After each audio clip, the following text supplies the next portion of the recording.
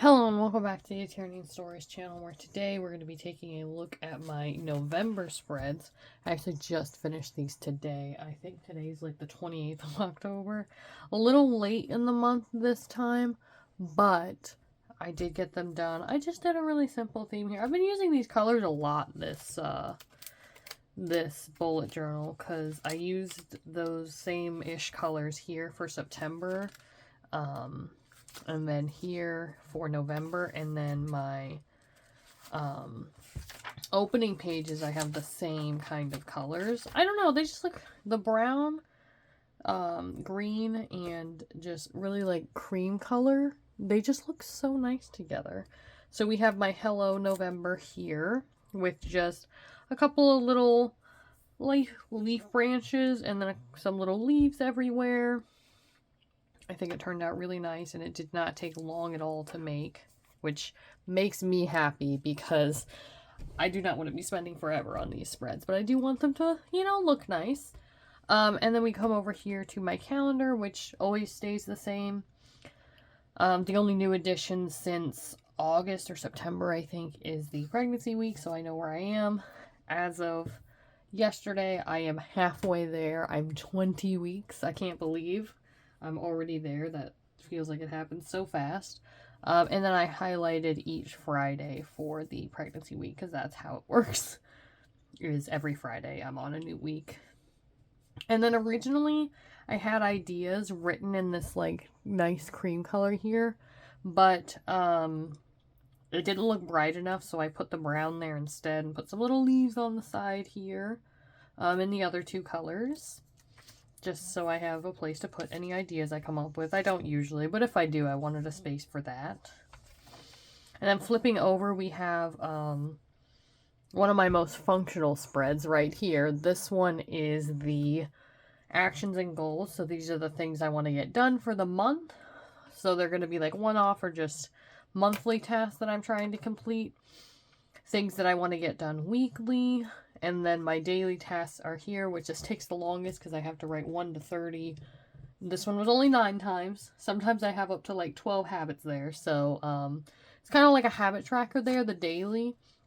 But it's one of my favorite pages because it's so functional. And then I picked some pens that were kind of related to these colors to kind of make it tie in together. So I picked a brown, a green, and I picked a yellow instead of the cream, obviously, because that would be too light. So then we move over to my mood tracker, which I didn't want it to be so empty and lifeless until I added stuff to it. I wanted to like enjoy coming to it. So I made those little leaf things, but I didn't color them in because I'm going to put little faces in each one. And I think that's going to work really well. Putting a little face in each one of these leaves. I might color them in as the days go by. I don't know. And I forgot how to count. I forgot it's 6 times 5. I thought I had 5 across, so I made 6 rows. So there's, so there's 6 down here that aren't going to get used. But I'll probably just color them in or something. We'll see. But flipping over to the next page, I have the usual self-care bingo with the rewards below it. For if I get a bingo, and this is a 4x4 board, so I should be able to, make these bingos, and we'll see what happens. I do like the coloring on it, though. I do think it looks really nice, and I use those same pens that I used back here. I use those here as well to coordinate with the colors on each one, and I think it looks really pretty. And then since I'm doing NaNoWriMo this year, I've seen a lot of people do, or I guess not a lot of people, I've seen Kate from Kate Kavanaugh, she did a like granny square kind of thing. And I was going to do every 1,000 words. I do a round, but that would end up with 50 rounds. It would be absolutely huge, and I don't think I have enough yarn for that. So every 1,000 words, it's going to be one side of a square. So there's going to be 1, 2, 3, 4, 5, 6, 7, 8, 9, 10, 11, 12. So there'll be about 12 rounds. And then if I end up needing more space, I'll make another one of these and continue on with it. Because I actually have a lot of pages left in here because I planned on doing the same. I did 2 on one spread, but then in August I changed my mind and said, no, I want to do like actual weekly spreads. So I have been doing that since.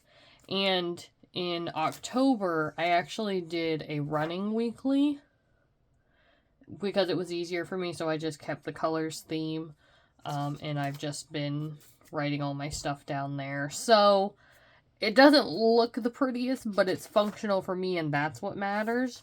So moving on from there, we have this one is going to look boring, and so is this one until I color it in.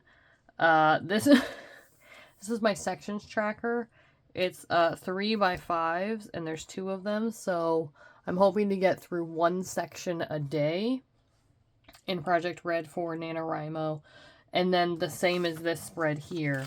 If I need to, I'll make another one later in the month, and then continue on. And then I'm going to color the tops with the character's corresponding color, and then what section it is, like what number section I'm working on, and then this is for like little notes or how many words I wrote, you know, stuff like that. So I have 30 of those. Hopefully I don't need more.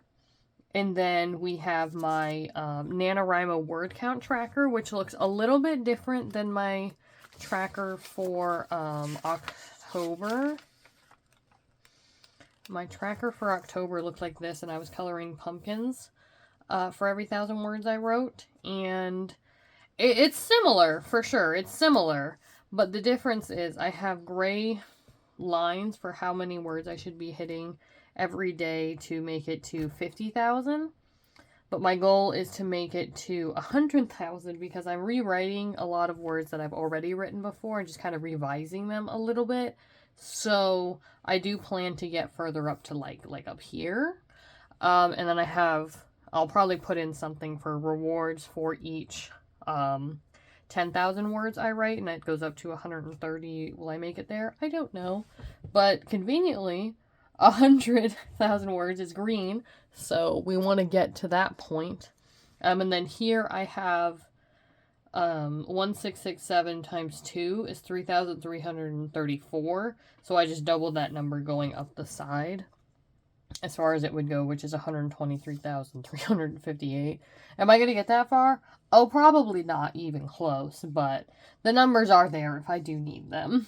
I do hope to at least get to here, which is 50,000, but the goal is to get to here, which is 100,000, but we shall see, we shall see. And then I have these 2 pages and these 2 pages of word spent trackers because I'm planning to do word sprints. Like word sprints are going to get me through this, and having 4 pages, I can do 10 sprints a day-ish. Am I going to get through 10 of them? I don't know, but it leaves enough room for 10 sprints a day every day, with a couple extra on the last day, so maybe in between I'll do more than 10, who knows. And I'll probably follow a lot of live streams and stuff too, so we'll see what happens, but I did want plenty of space for lots of word sprinting trackers.